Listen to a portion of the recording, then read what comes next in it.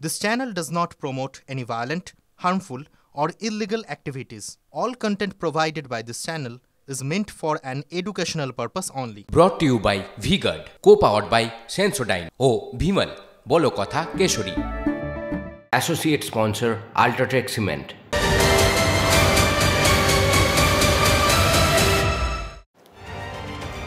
নমস্কার। আজ তৃতীয় দফা ভোটের দিন, দুপুর 2টো বেজে গিয়েছে। অনেকক্ষণ ভোট পর্ব চলছে, কিন্তু মোটের ওপর বিক্ষিপ্ত কিছু অশান্তি ছাড়া বড় অশান্তির খবর নেই। তৃতীয় দফার ভোটও শান্তিপূর্ণ, কিন্তু অশান্তির খবর এলো আদালত থেকে। অশান্তি কার? রাজ্যের শাসক শিবিরের জন্য অশান্তি, কারণ সুপ্রিম কোর্টে মেনে নিল এসএসসি স্কুল সার্ভিস কমিশন যে অবৈধ নিয়োগ হয়েছে, মেনে নিল যে প্যানেল বহির্ভূত নিয়োগ হয়েছে। এই যে 25,753, সেই 25,753ই বৈধ নিয়োগ নয়, তার মধ্যে প্রায় 19,000 এসএসসি দাবি করেছে সুপ্রিম কোর্টে বৈধ, প্রায় 7,000 অবৈধ। শীর্ষ আদালতে মানল এসএসসি। চলুন এ নিয়ে আরেকটু কথা বলি। এখনো অবধি শুনানি পর্ব চলছে, সেখানে রাজ্য এসএসসি এদের কি সওয়াল জবাব হলো সুপ্রিম কোর্টের প্রধান বিচারপতির সঙ্গে। আমার সঙ্গে রয়েছেন সুমন মহাপাত্র, আমার সহকর্মী, আর ধর্নাতলা থেকে আমার আরেক সহকর্মী সোমা দাস অপেক্ষা করছে। দুজনের সঙ্গে কথা বলবো। আমি সুমনের থেকে আরেকটু কোর্টের বিষয়টা জানার চেষ্টা করব। সুমন, এসএসসি প্র্যাকটিক্যালি মেনে নিয়েছে আজ, কিন্তু আমার খুব অদ্ভুত লাগছে রাজ্যের মানসিকতা সুপ্রিম আদালতে। আমি জানি না এটা ঠিক কিনা, তুমি বলতে পারবে। রাজ্যের বিন্দুমাত্র মাথা ব্যথা নেই যোগ্য অযোগ্যর বিভাজন নিয়ে, তাদের মাথা ব্যথা সুপার নিউমেরারি এবং তাতে সিবিআই তদন্ত নিয়ে। দেখো, সুপ্রিম কোর্টে এটা রাজ্যের একটা স্টান্ট, বিশ্লেষকরা তাই বলছেন। দেখো, যখন প্রথমে সওয়াল করার কিন্তু ভূমিকা পেয়েছিল রাজ্য, সুযোগ পেয়েছিল, সেক্ষেত্রে তাদের উচিত ছিল যোগ্য অযোগ্যদেরকে নিয়ে সওয়াল করা। রাজ্য কিন্তু পুরো সওয়াল করেছে সুপার নিউমেরারি তদন্ত, যেটার সিবিআই তদন্ত করছিল, সেই সিবিআই তদন্ত যাতে আটকানো যায়, যাতে রাজ্যের মন্ত্রিসভাকে সিবিআই তদন্ত ফেস করতে না হয়, সেই জন্য কিন্তু রাজ্য সরকার সওয়াল করে। যেমন পরিষ্কারভাবে প্রথমেই বলে দিয়েছে রাজ্য সরকারের তরফ থেকে আইনজীবী যিনি ছিলেন, যে যা বলার এই যোগ্য অযোগ্যের বিষয়ে এসএসসি বলবে, আমরা এই বিষয়ে কোনো মন্তব্য করবো না। বরং এসএসসির উপর দায় ঠেলে দেওয়া হয়েছে। রিজিওনাল সার্ভিস কমিশনের মাধ্যমে নিয়োগ হয়েছিল, রাজ্য নিয়োগকর্তা নয়, নিয়োগকর্তা এসএসসি এবং পর্ষদ, তাই এই বিষয়ে যা বলার তারা বলবে। তবে সুপার নিউমেরারি তদন্ত নিয়ে রাজ্যের সওয়াল কিন্তু প্রধান বিচারপতি যে খুব পজিটিভলি নিয়েছেন তা নয়, তিনি কিন্তু বারবার প্রশ্ন চিহ্নে বিঁধেছেন রাজ্যকে। তিনি বলেছেন 2016 রিক্রুটমেন্ট প্রসেস, 2016 বিজ্ঞপ্তি, 2022 এসে আপনারা কেন একটা অতিরিক্ত শূন্যপদ তৈরি করলেন? রাজ্য সেখানে তার সওয়াল দিয়েছে। রাজ্য বলেছে যে আমরা শুধু ভেবেইছি, তৈরি করেছি, একজনকেও চাকরি দিইনি। তবে এই টেন্ডেন্সি নিয়ে কিন্তু প্রশ্ন উঠছে। প্রথমত চাকরি দেওয়া যায়নি, তার কারণ স্টে হয়েছিল হাইকোর্ট থেকে। একেবারেই তাই। তারা বলছেন যে আমরা হাইকোর্টের কাছ থেকে অনুমতি চেয়েছিলাম এই পদ্ধতিতে চাকরি দেওয়া যায় কিনা এটা জানতে, কিন্তু আমাদের এই মনোভাবটাকেই সিবিআই তদন্তের অধীনে ফেলেছে হাইকোর্ট। এই সওয়াল তারা করেছেন। আর একটা খুব ইন্টারেস্টিং সওয়াল জবাবের পার্ট, সুমন, রাজ্য সুপ্রিম কোর্টে বলেছে, আগের দিনও বলেছিলেন আইনজীবী, তিনি আজও বলেছেন যোগ্য অযোগ্য নিয়ে আমাদের কিছু বলার নেই, ওটা এসএসসি বলবে। যোগ্য অযোগ্য নিয়ে আমরা কনসার্ন নই, আমরা কনসার্ন কোর্ট আনকোর্ট এই সুপার নিউমেরারিতে সিবিআই তদন্ত নিয়ে। একেবারে তারা কিন্তু পরিষ্কারভাবে তাদের যে স্টান্ট তারা আজকে গেছেন সুপ্রিম কোর্টে সুপার নিউমেরারিতে সিবিআই তদন্ত আটকাতে। রাজ্য সরকার পরিষ্কারভাবে এই বিষয়ে সওয়াল করছে। তারা কিন্তু যোগ্য অযোগ্য এতজন চাকরিহারা এদেরকে নিয়ে একটা মাত্র শব্দ খরচ করেননি, শুধুমাত্র বলেছেন যা বলার এসএসসি বলবে। এসএসসির ঘাড়ে পুরোটা চাপিয়ে দিয়ে রাজ্য বলছে সিবিআই তদন্তটাকে কিভাবে আটকানো যায়, সেই চেষ্টা হচ্ছে সুপ্রিম কোর্টে। এই বার্তা ধর্নাতলায় পৌঁছেছে। সোমা রয়েছে ওদের সঙ্গে। সোমা, একটু কথা বলো। একদম এই বিষয়ে কথা বলে নেব। যেটা আজকে আমরা যেটা দেখলাম যে আদালতে যেটা বলা হলো বারবার করে, যে এসএসসি কিন্তু যেটা স্বীকার করে নিয়েছে যে প্রায় 7,000 সেটা অবৈধ এবং 19,000 বৈধ, সেটা তারা তালিকা দেবেন। এবং অপরদিকে আরেকটি বিষয় আমরা যেটা দেখলাম, যে অতিরিক্ত পদ যেটা তৈরি করা হয়েছিল সেটা নিয়ে সিবিআই তদন্ত কেন হলো, সেটা নিয়ে কিন্তু তারা প্রশ্ন তুলছেন। কি বলবেন? দেখুন, এইখানে তো আমাদের মহামান্য হাইকোর্ট প্রথমে বলেছিল সুপার নিউমেরিক্যাল পোস্ট যেটা তৈরি হয়েছে সেটা সংবিধান মান্যতা দেয়নি, অর্থাৎ হাইকোর্ট মান্যতা আইন দেয়নি। তাই সেখানেই প্রমাণিত হয়েছিল এটা ন্যায্য নয়, অন্যায্যভাবে তৈরি হয়েছিল। কিন্তু এখন সুপ্রিম কোর্টে গিয়ে ওনারা বলছেন যে এটা তৈরি করা হয়েছিল, তাহলে সেই জিনিসটা তো হাইকোর্টে মেনে নিতে হতো, হাইকোর্টে মেনে নিতে অসুবিধা হতো না। আজ ওনারা গিয়ে সুপ্রিম কোর্টে বলছে 19,000 যোগ্য প্রার্থী আছে, তো সেই 19,000 যোগ্য প্রার্থী যদি থাকে তো সেই প্রার্থীদের তালিকাতে হাইকোর্টে প্রকাশ করতে পারতেন, তাহলে আজকে হয়তো আমাদের যোগ্য শিক্ষক শিক্ষিকাদের সম্মানহানি হয়ে পথে বসতে হতো না।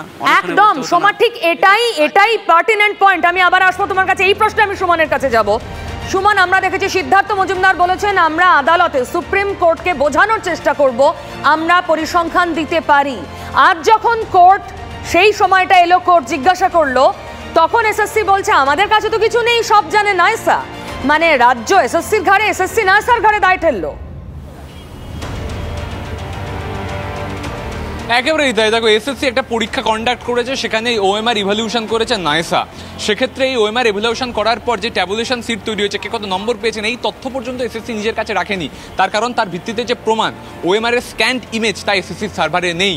এসএসসিকে বারবার আজকে প্রধান বিচারপতি প্রশ্ন করেছেন যে আপনারা নিয়ামক সংস্থা, আপনারা পরীক্ষা নিচ্ছেন, আপনাদের কাছে কোনো তথ্য নেই, কি করে এটা হতে পারে? এসএসসি বলছে আমরা চোখ বন্ধ করে নাইসার উপর ভরসা করেছিলাম। এর মধ্যেও ভূত আছে পিউ।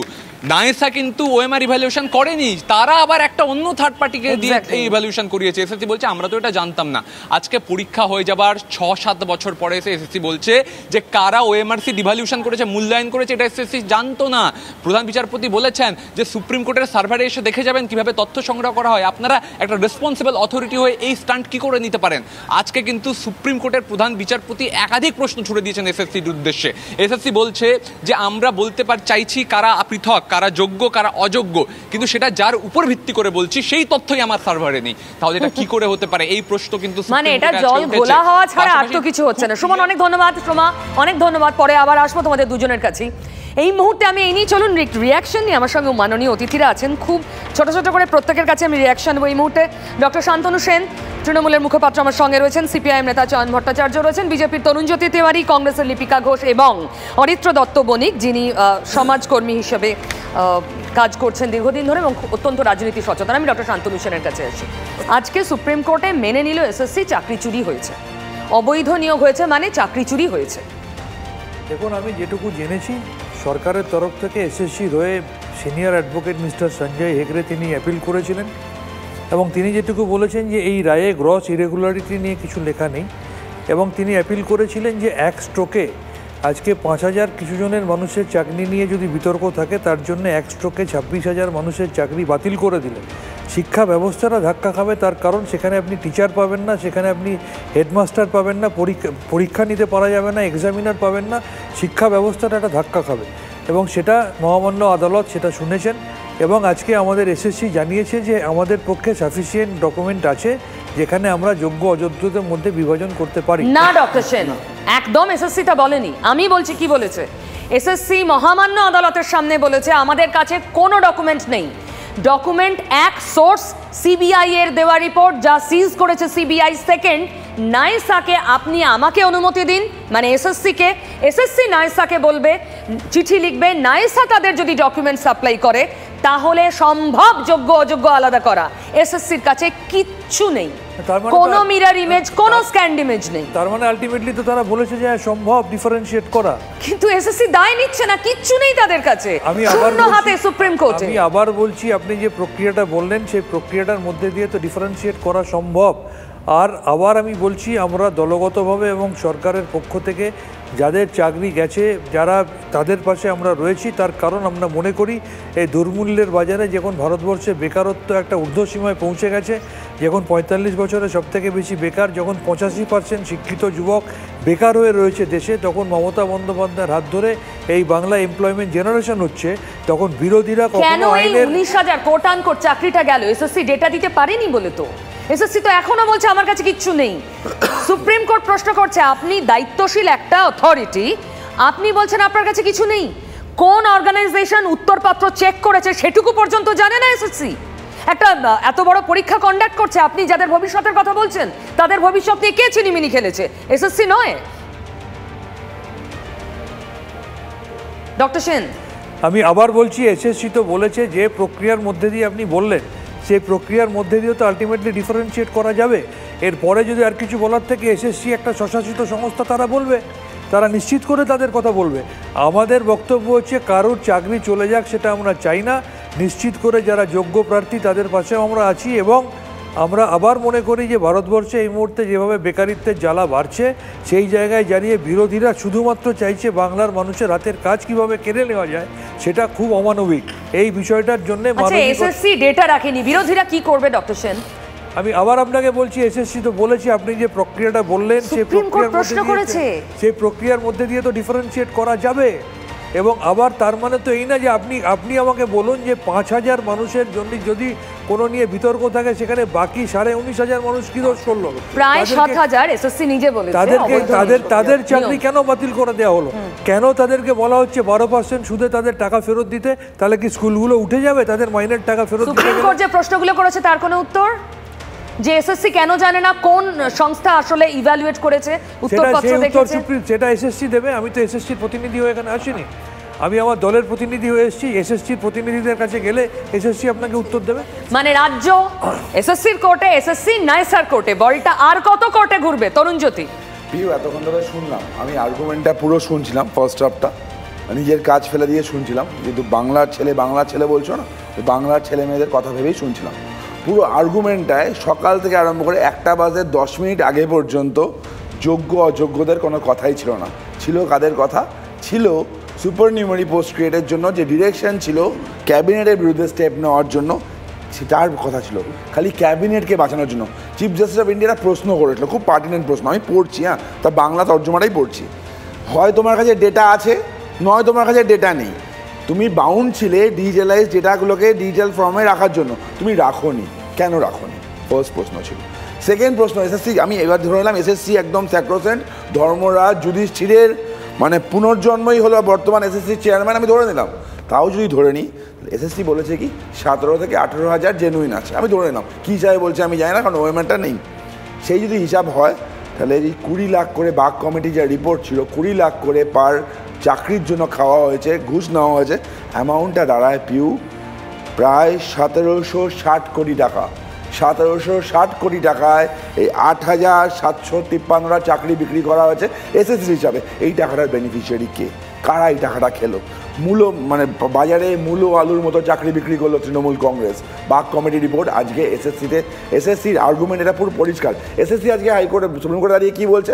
মাথা ব্যথা হলে আমরা গলাটা কেটে দিই না, কিন্তু গলাটা কোনটা আর শরীরটা কোনটা? যারা চান্সটা পায়নি তাদের ওএমআর যে বেটার স্কোর ছিল না কে জানে। না, এটা আমি আরেকটু দর্শকদের জন্য একটু ইজি করছি। দেখুন, এই পুরো মামলাটার দুটো পার্ট। একটা হচ্ছে যোগ্য অযোগ্যের আলাদা আলাদা তালিকা দেওয়া সম্ভব কিনা, দ্বিতীয় পার্ট সুপার নিউমেরারি পোস্ট মানে অতিরিক্ত শূন্য পদ কেন তৈরি হয়েছিল। তৈরি করেছিল তৎকালীন মন্ত্রিসভা, যাকে বাঁচাতে ব্যস্ত এখন রাজ্যের আইন। তৎকালীন না বর্তমান। তৎকালীন না, কেন বর্তমান? কখনো যা এখনো তাই। আমি বলছি কেন বর্তমান। প্রপোজ ছিল এই চোরগুলোকে ব্যতিক্রমী নিয়োগ বলে দিল ব্রাত্য বসু। ব্যতিক্রমী নিয়োগগুলোকে বাঁচানোর জন্য ফিনান্স ডিপার্টমেন্ট অ্যাপ্রুভাল দিল, বছরে 330 কোটি টাকা এক্সট্রা খরচা হবে। অ্যাপ্রুভাল দিল ফিনান্স ডিপার্টমেন্ট, শীর্ষে মমতা বন্দ্যোপাধ্যায়। তার ফাইনাল অ্যাপ্রুভাল কে দিল?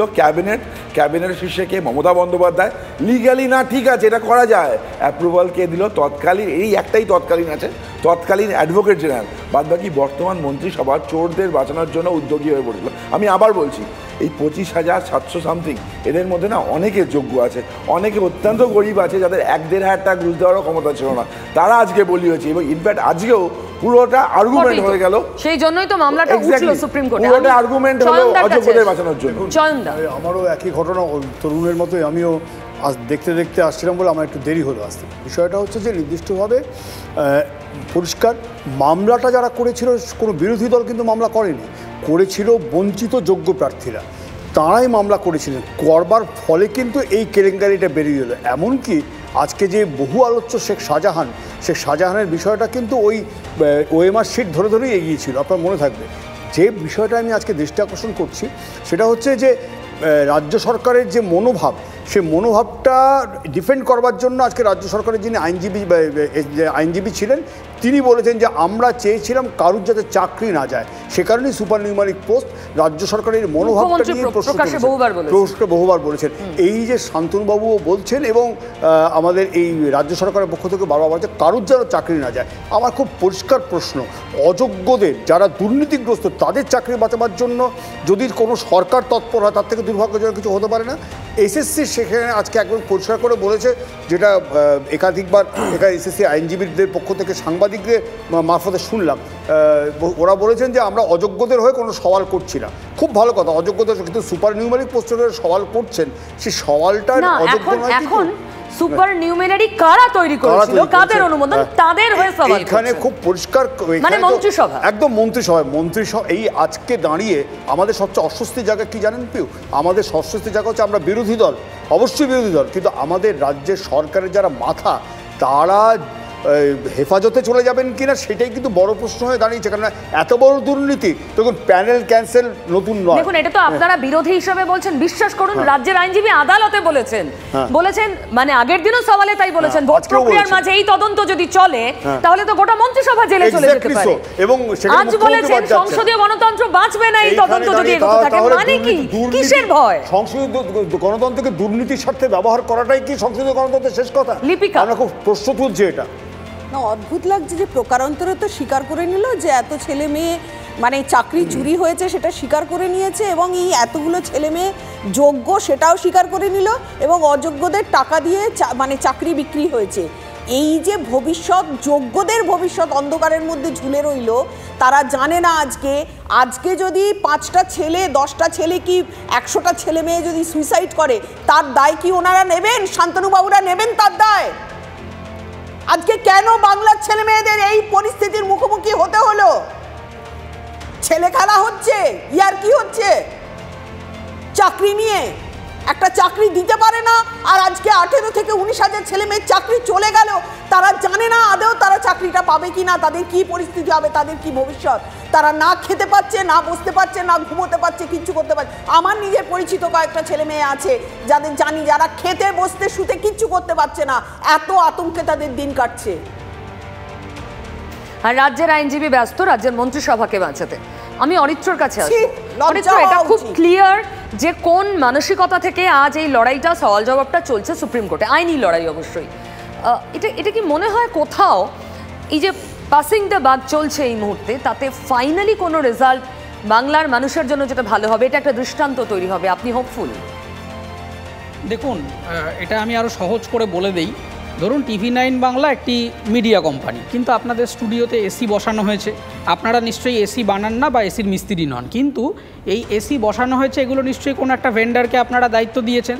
কিন্তু আজকে যদি এসি ম্যালফাংশন করে এখানে কোনো বিষক্রিয়া হয়, আমরা যদি অসুস্থ হয়ে পড়ি, আপনাকে কিন্তু চ্যানেল কর্তৃপক্ষ হিসেবে দায় নিতে হবে যে এসিটা আমার স্টুডিওতে বসানো হয়েছে, তার ফলে এর কিছু হলে আপনাকে দায়িত্ব নিতে হবে। সংস্থাকে আমি চুজ করেছি। কিন্তু আজকে এই যে নাইসা বা এদেরকে বলুন, এই যে OMR ভেরিফিকেশন করবে, স্টোর করবে, এরা কিন্তু ভেন্ডার, এরা কিন্তু কখনোই অথরিটি নয়। আপনি সেই সার্ভিসটা আউটসোর্স করছেন একটা থার্ড পার্টির কাছে, কিন্তু আপনি হচ্ছেন মালিক। ফলে স্কুল সার্ভিস কমিশন কখনোই নাইসাকে দিয়েছি বা XYZ অন্য কোনো সংস্থাকে, থার্ড পার্টিকে আউটসোর্স করেছি বলে আমি কিছু জানি না, আমি একেবারে হাত তুলে ঘুরে বেড়াচ্ছি, এটা কখনো হতে পারে না। এটা সম্পূর্ণ একটা ভাঁওতাবাজি হচ্ছে।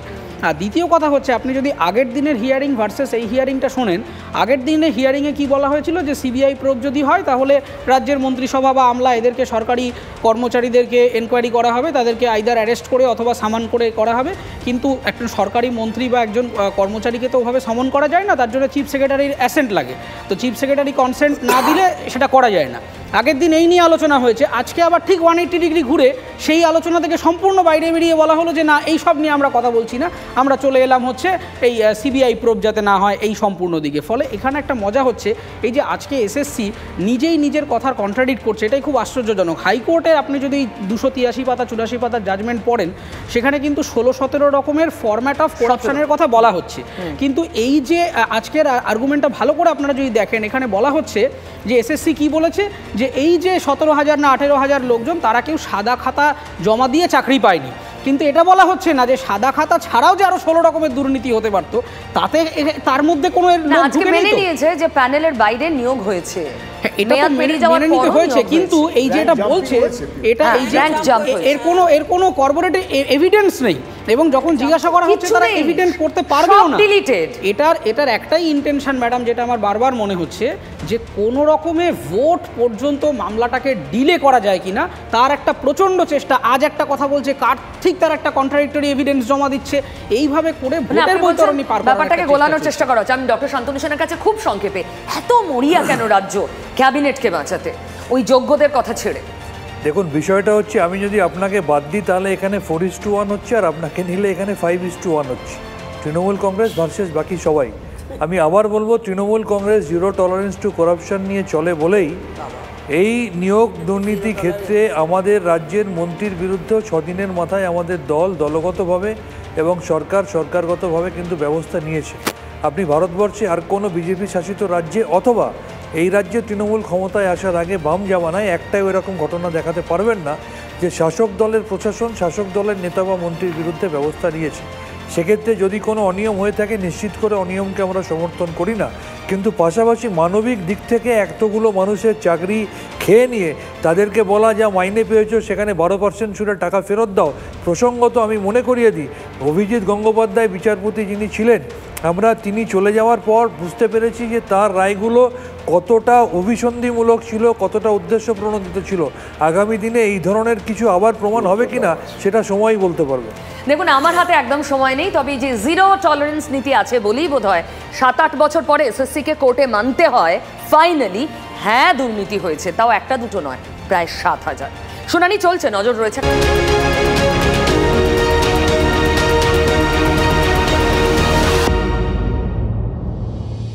Brought to you by V-Guard, co-powered by Sensodyne O Bhimal, বলো কথা Keshari. Associate sponsor Ultratech Cement।